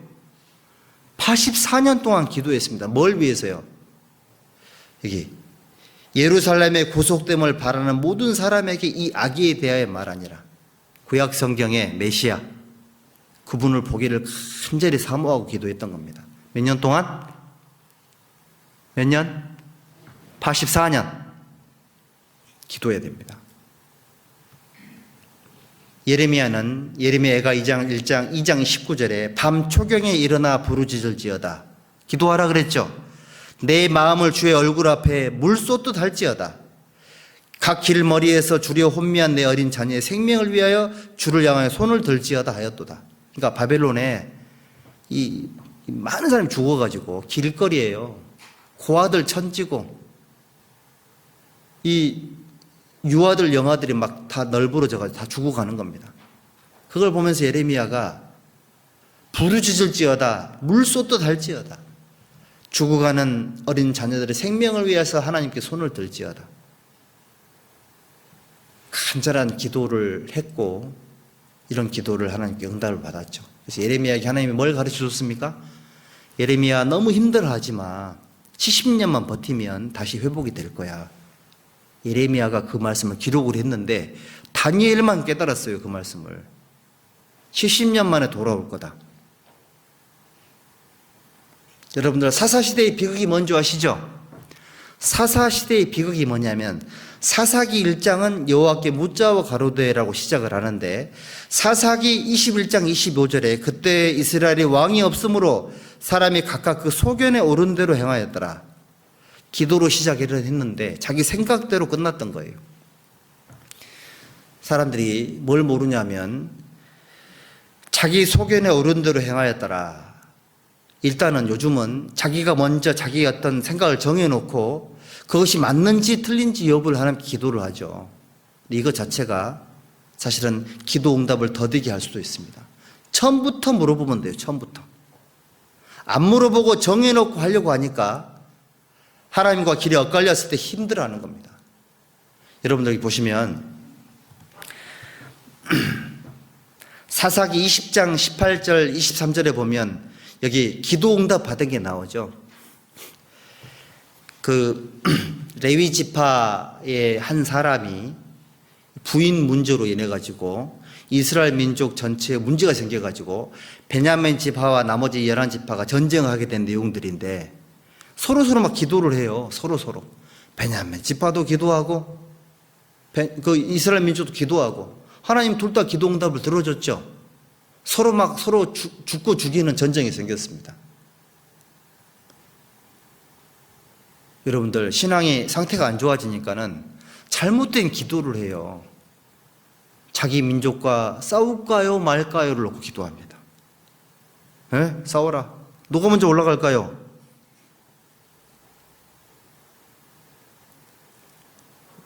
하나님이 올라가서 치라고. 베냐민 지파도 죽고요. 이스라엘 민족도 많이 죽었죠. 잘못된 신앙을 딱 가지니까는 잘못된 기도를 하게 돼 있고, 그래서 얻어진 기도 응답으로 말미암아 동족끼리 서로 죽이는 그런 결과를 얻었던 거죠. 레위기 20장에 나오는 그 내용은 이스라엘 민족이 신앙이 잘못되니까 하나님이 징계를 했던 내용이 기록이 되어 있는 겁니다. 베냐민 지파가 옳습니까? 이스라엘 민족이 옳습니까? 둘 다 틀린 거예요. 둘 다. 무자와 가로되 이게 무너지게 되면 신앙생활도 무너지는 거다. 이게 사사기의 비극인 겁니다. 왕이 있다라는 얘기는 왕에게 물어본다는 얘기죠. 여러분들도 예수님을 왕으로 삼아가지고 결정하기 전에 물어봐서 결정하고 순종하는 것이 복받는 비결이 되겠죠. 여러분들 다윗의 기도, 여호와께 묻자와 가로되, 여호와께 다시 묻자와 가로되, 다윗은 항상 하나님께 물어봤고 죄를 범했을 때도 하나님 앞에 마음에 자책하고 여호와께 아뢰되 내가 이 일을 행함으로 큰 죄를 범하였나이다. 일단 마음에 찔림을 받고 하나님께 자백 기도를 했죠. 인구조사를 했을 때 우리아의 아내 바세바를 취하고 우리아를 살인교사했을 때 다윗은 하나님께 죄를 깨닫고 뉘우치는 기도를 하죠. 그리고 시편에 쭉 기록하기를 백성들아 시시로 저를 의지하고 그 앞에 마음을 토하라고, 하나님의 구하시는 제사는 상한 심령이라고 이렇게 말을 합니다. 한나의 기도 너무너무 유명하죠. 여러분들 자 이럴 때 기도하셔야 됩니다. 마음이 괴로울 때 기도하십시오. 그리고 어떤 경우에는 서원하여 가로되 하나님 아들을 주면 내가 이거 나실인으로 드리겠습니다. 서원 기도. 서원이 뭔지 아시죠? 그리스도인들은 맹세를 하면 안 됩니다. 맹세는 하나님만 할 수 있는 거기 때문에 그렇고요. 반면에 그리스도인들은 맹세까지는 아니어도 서원, 작정 기도 이거 필요합니다. 작정을 위해서 기도하는 거죠. 하나님 내가 이만큼 살겠습니다.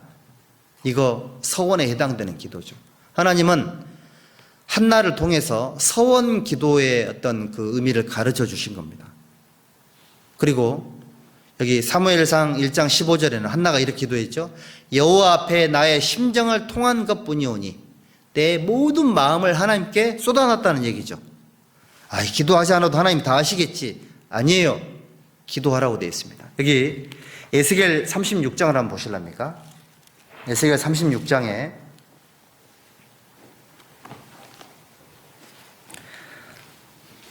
37절, 에스겔 36장 37절 함께 읽읍시다. 나 주 여호와가 말하노라. 그래도 이스라엘 민족이 이와 같이 자기들에게 이루어 주기를 내게 구하여야 할지라. 내가 그들의 인수로 양떼같이 많아지게 하되. 에스겔 36장은 이스라엘 민족의 어떤 땅의 회복을 말하는 거죠. 이미 예언이 돼 있지만 기도하라 그랬습니까? 기도하지 말라 그랬습니까? 그래도 이스라엘 민족이 이렇게 되기를 위해서 기도해야 된다. 왜 기도해야 될까요? 기도를 해야지만 우연이 된 것이 아니고 하나님이 이렇게 하셨구나라는 게 믿음의 마음속에 생겨요. 다 아시겠지? 아닙니다. 입으로 표현해야 되고 하나님께 구해야지만 하나님이 그렇게 하셨다는 걸 알 수가 있기 때문에 그래요. 그래서 한나는 마음에 가득한 것을 하나님께 쏟아냈던 거죠. 그리고 여기 사무엘상 1장 18절에 가로되 당신의 여종이 당신께 은혜 입기를 원하나이다 하고 가서 먹고 얼굴에 다시는 수색이 없으니라. 이게 뭐냐면 기도 응답을 받을 때까지 기도를 했던 거죠.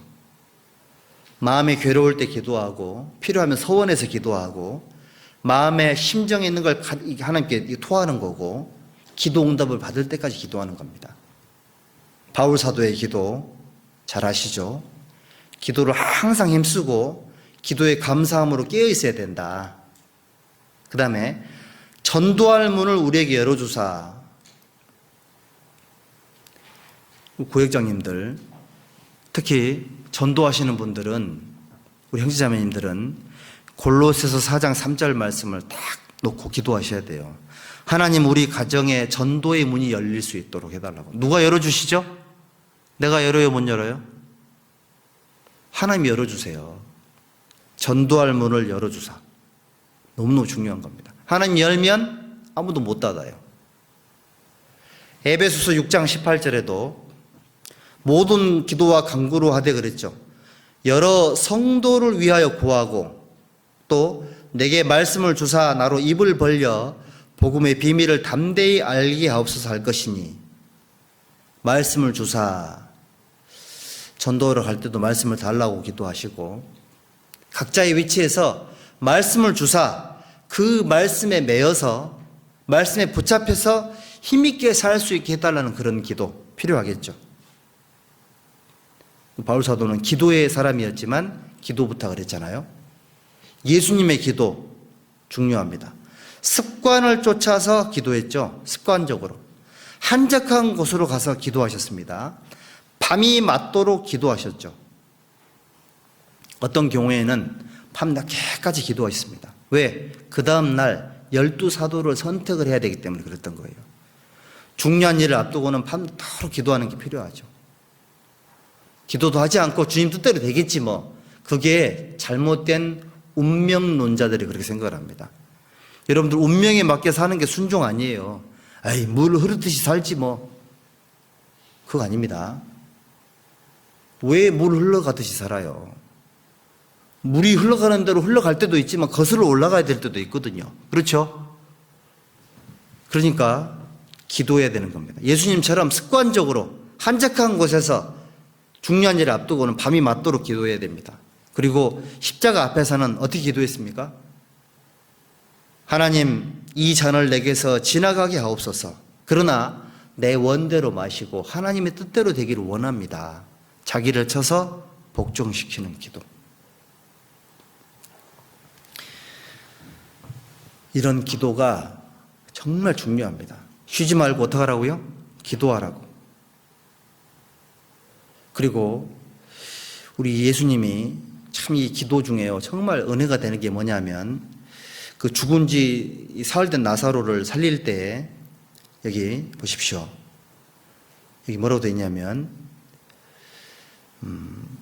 곧 아버지께서 나를 보내신 것을 저희로 믿게 하려 함이니이다. 믿음을 도와주려고. 시몬의 믿음이 떨어지지 않기를 기도했죠. 시험에 들지 않게 일어나 기도하라. 우리 예수님이 기도하셨던 겁니다. 세 번째가 범사에 감사하라. 따라해 보시죠. 범사에 감사하라.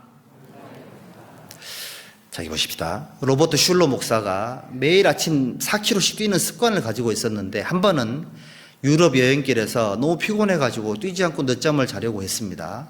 그러다가 억지로 일어나서 뛰었는데 그때 어느 발없는 노인이 창가에서 자기를 부러워하는 모습을 발견했고 뛰다가 또 호숫가를 지나갈 때 휠체어에 앉아있고 산책을 하던 중년 신사가 선망의 눈초리로 자기를 보는 것을 발견하고서 자기의 게으름과 건강을 주신 하나님께 감사를 잊었던 일을 뉘우쳤다는 것입니다. 로버트 슐러 목사의 일화입니다.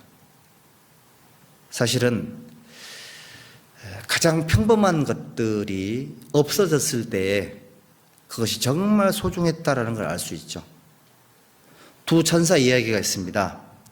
인간들이 기도를 모으려고 지구로 보내진 두 천사에 관한 얘기가 있는데 한 천사는 그의 바구니에 사람들의 소원 기도를 가득 채우려 했고 한 천사는 인간들의 감사 기도를 가득 채우려고 했는데 얼마 지난 후에 하나님 나라로 되돌아갔습니다. 근데 한 천사는 바구니가 넘칠 정도로 인간들의 수많은 소원을 가지고 하나님께 간 거예요. 근데 인간의 감사를 담아오겠다는 천사의 바구니는 거의 비어 있었고 그 천사는 슬프고 무거운 마음으로 돌아왔다. 되게 좀 슬픈 얘기죠. 많은 사람들이 마음의 소원을 하나님께 정말 얘기 많이 하는데 감사의 기도는 너무 부족한 거다 얘기하고 있습니다.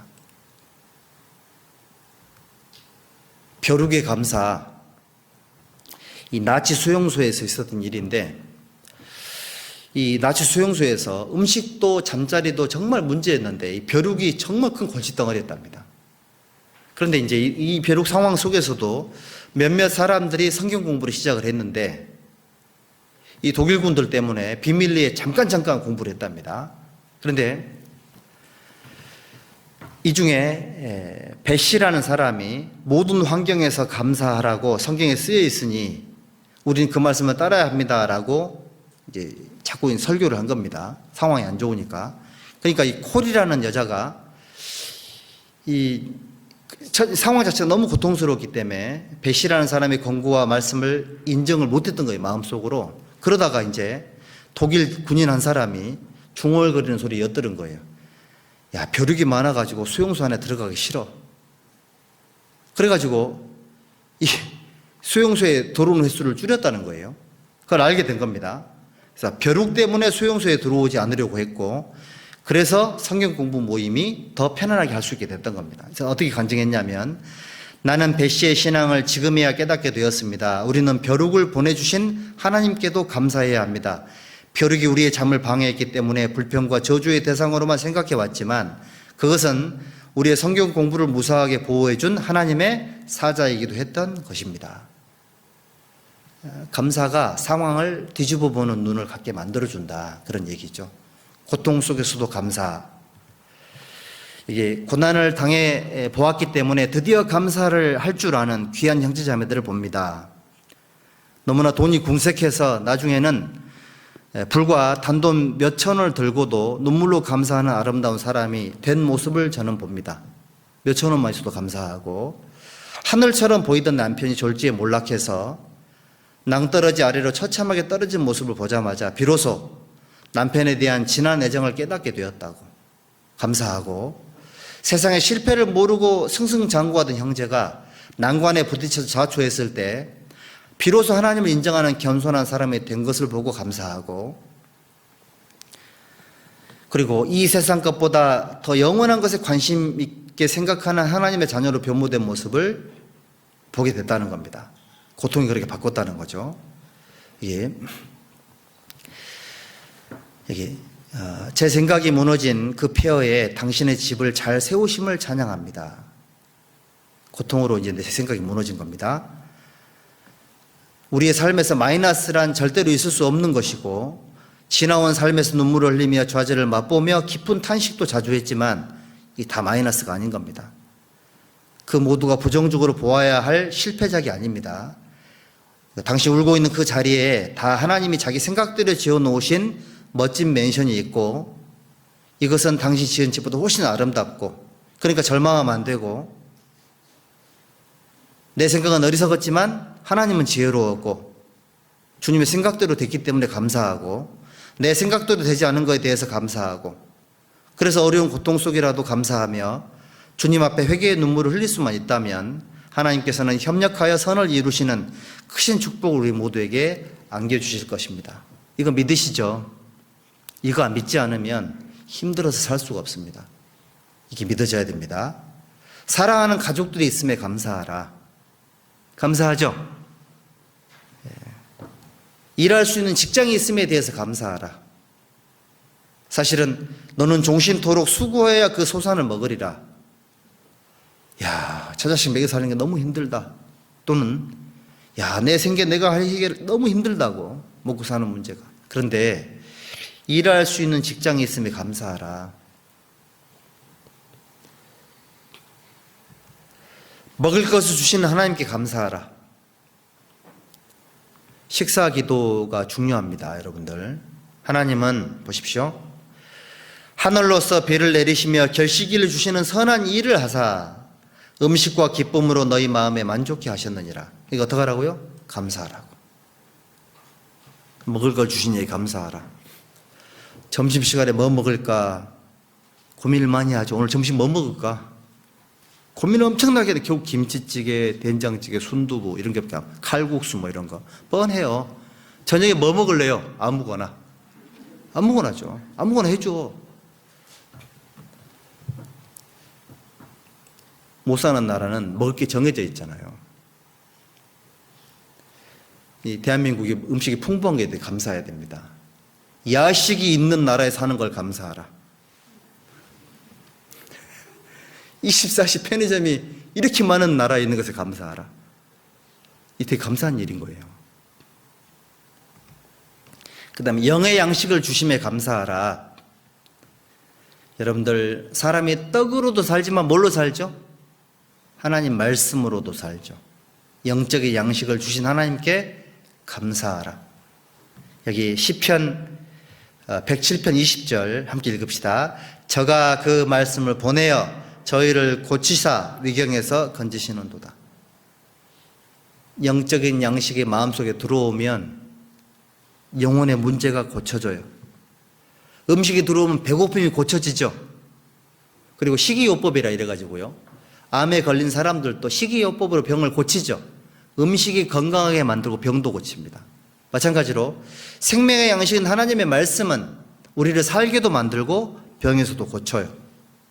말씀은 계속 우리를 교정하고 선한 방향으로 인도하고, 말 안 들으면 그 양심 속에 파고 들어가서 막 말씀이 막 그 사람을 수술해요. 이거 잘못돼 있잖아. 이거 고쳐야 되잖아. 이건 아닌 거잖아. 이렇게 하나님 말씀이 내 양심 속에 역사하십니다. 생명의 양식은 우리를 건강하게 또는 고쳐주는 약과도 같고 수술 칼과도 같은 그런 역할을 하시는 겁니다. 그리고 진짜 감사해야 될 게 뭐냐면 우리의 걸음을 인도해 주심에 감사하셔야 돼요. 푸른 초장 쉴만한 물가로 인도하심에 감사하라. 정말 감사하죠.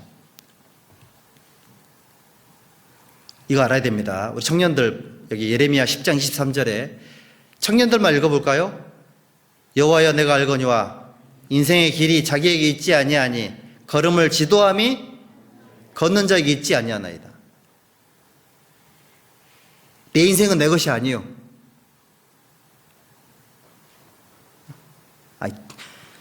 그걸 안 적어도 나 봐봐요. 그 적는 게 중요한 게 아니라 인생의 걸음이 걷는 자에게 있는 게 아니고 지도하는 자에게 있는 거예요. 부지런히 말씀 속에 자기를 막 거기다 쳐서 복종시켜야 돼. 이거 못 배우면 교회에 미래가 없어요. 여기 우리 아저씨 때 구원받은 분들이 얼마나 한섞인 삶을 살고 있는 줄 알아요? 청년 때 구원받지 못한 거에 대해서. 그래서 청년 때, 이 걸음을 지도함이, 내 걸음을 정하고 가는 방향이 내가 정하는 게 아니고 하나님이 정해주는 거구나. 이거 알아야 돼요. 이거 모르면 하고 싶은 걸 못하면 자기가 세상 끝난 줄 알아.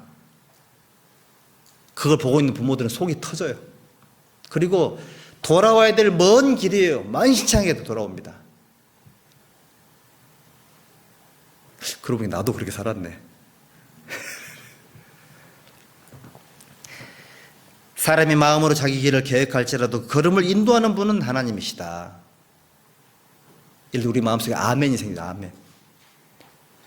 여러분들, 걸음이 영어로 워크인데 이게 이제 원어에 보니까요, 히브리 원어에 행함으로 번역이 됩니다. 행함으로. 걸음은 지속적인 행동이며 앞을 향한 움직임이며 결코 멈추지 않으며 언제나 전진한다. 인생의 모든 여정은 곧 걸음인 것이다. 앞으로 전진이고 멈추지 않는 것이고 항상 움직이는 이것이 바로 걸음을 의미하는 거다. 말씀으로 죄를 이기게 하신 하나님께 감사하라. 여러분들 시편 119편 11절 이거 외워야 됩니다. 같이 읽읍시다. 내가 주께 범죄치 아니하려 하여 주의 말씀을 내 마음에 두었나이다. 말씀이 마음을 못 지키면 죄 지어요. 이것도 모르고요, 죄 짓고 굉장히 괴로워만 하는 분들이 있어요. 문제를 해결하지 못하고 괴로워만 하면 하나님도 괴로워요. 내가 주께 범죄치 아니하려 하여 주의 말씀을 내 마음에 두었나이다. 죄가 마음을 이기면 죄를 짓는 거고, 말씀이 마음을 이기면 죄를 안 짓는 거예요. 근데 우리 속엔 죄악된 본성이 있죠. 죄악된 본성을 찍어 누르는 말씀의 힘이 있어야지만 죄를 이기게 하십니다. 그래서 시편 119편 133절에 나의 행보를 주의 말씀에 굳게 세우시고 아무 죄악이 나를 주장치 못하게 하소서, 이런 기도. 본인의 힘으로 못 이깁니다, 여러분들. 말씀이 부지런히 집어넣어야 되고. 여러분들, 코로나 바이러스를 누가 이기죠? 자기가 못 이겨요.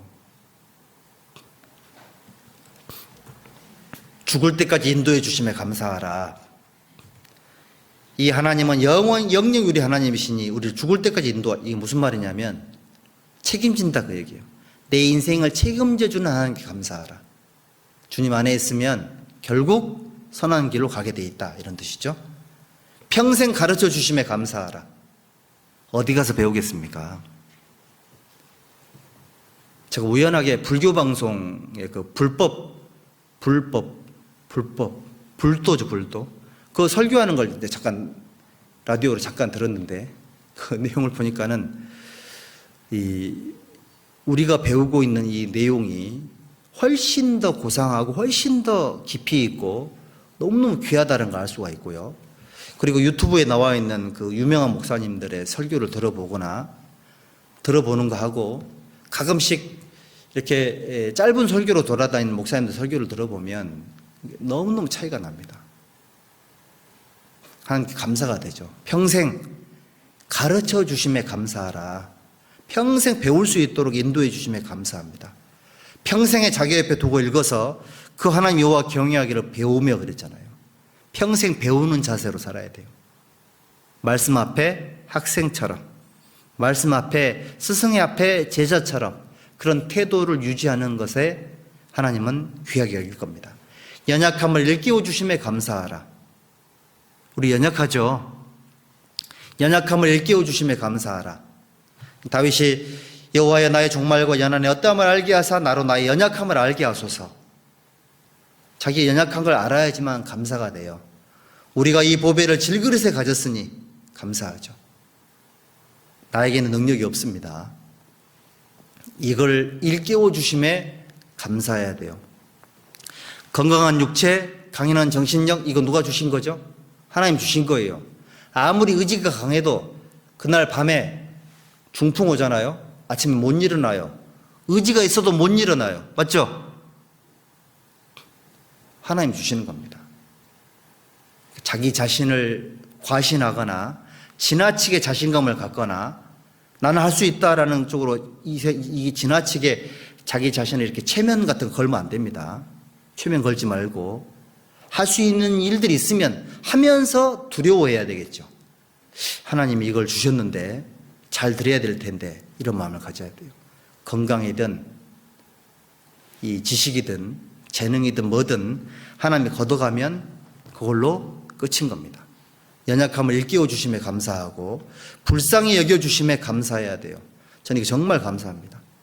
지금까지 살면서 많은 문제가 있었지만 왜 살고 있을까 생각을 해보면 답은 한 가지입니다. 불쌍히 여겨 주셨기 때문에. 그리고 또 한 가지가 뭐냐면 내가 어떻게 지금도 신앙생활을 하고 있을까? 하나님이 지켜주셨기 때문에. 불쌍히 여기시니까는 지켜주시는 거예요. 감사해야 됩니다. 삶을 역전시키실 하나님께 감사하라. 미국의 알래스카 주를 러시아한테 샀잖아요. 이게 이제 금액이 얼마였냐면 이게 720만 불에서 주고 샀는데 처음에 사가지고 국무부 장관하고 그 존슨 대통령인가 욕을 엄청나게 얻어먹었답니다.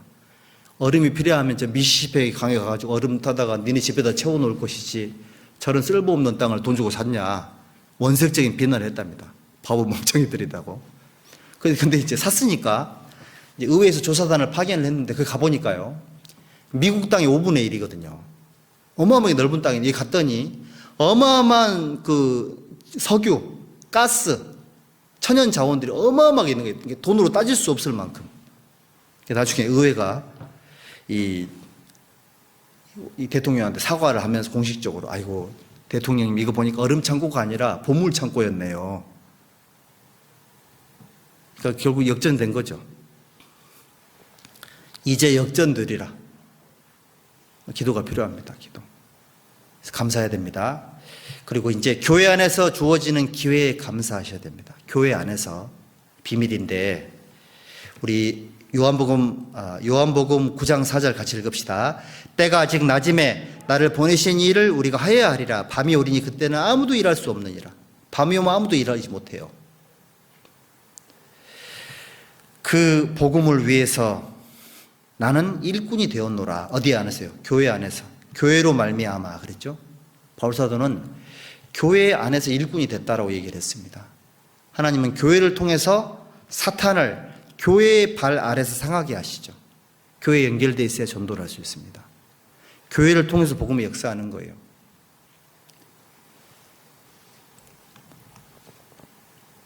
기도에 응답해 주심에 감사하라.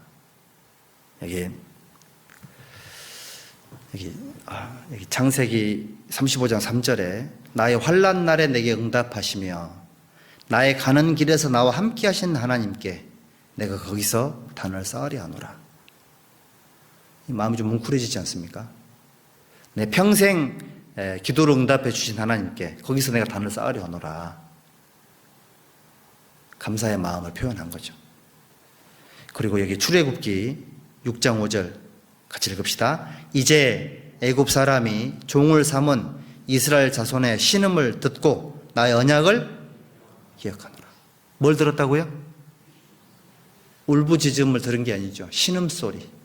강제 노역으로 인해서 자면서 자기도 모르게 신음소리 낼 수 있었겠죠. 끙끙거리는 소리. 억압된 힘에 눌린 상태로 어쩔 수 없이 살아가는 그 신음소리를 듣고 하나님이 그 사람들을 구원해 줬죠. 우리가 하나님께 기도하는 것들이 있고 간구하는 것이 있고 간절히 부르짖는 게 있죠. 그런데 그마저도 안 돼가지고 신음소리를 낼 때도 있겠죠. 이거 하나님 들어주십니다. 그거를 하나님께 감사하셔야 돼요. 그래서 오늘 세 가지 말씀을 드렸는데 이 세 가지 말씀의 균형이 잡혀졌을 때 하나님 앞에 행복한 신앙생활이 될 수 있을 겁니다. 기도하겠습니다. 하나님 감사합니다. 우리에게 이 소중한 말씀을 보내주시고 이 말씀에 붙잡혀 살 수 있도록 도와주심에 감사합니다. 풀은 마르고 꽃은 시드나 우리 하나님의 말씀은 영영이 서리라고 하신 그 말씀을 따라서 우리 남은 생에 말씀 앞에 순종하며 살기를 원합니다. 끝까지 도와주시고 함께해 주시고 인도해 주시옵소서. 구미교회와 함께해 주시고 우리에게 전도의 문을 열어주시고 모든 가정이 하나님 쓰심에 합당한 가정들이 될 수 있도록 도와주시고 각 가정의 믿음대로 역사하셔서 영육간에 필요한 복이나 신앙적인 축복이나 그 모든 기도로 응답해 주시고 선한 길로 인도해 주시옵소서. 우리의 모든 남은 생에 전능하신 하나님께 의지합니다. 고마우신 예수님의 이름으로 기도드렸습니다. 아멘.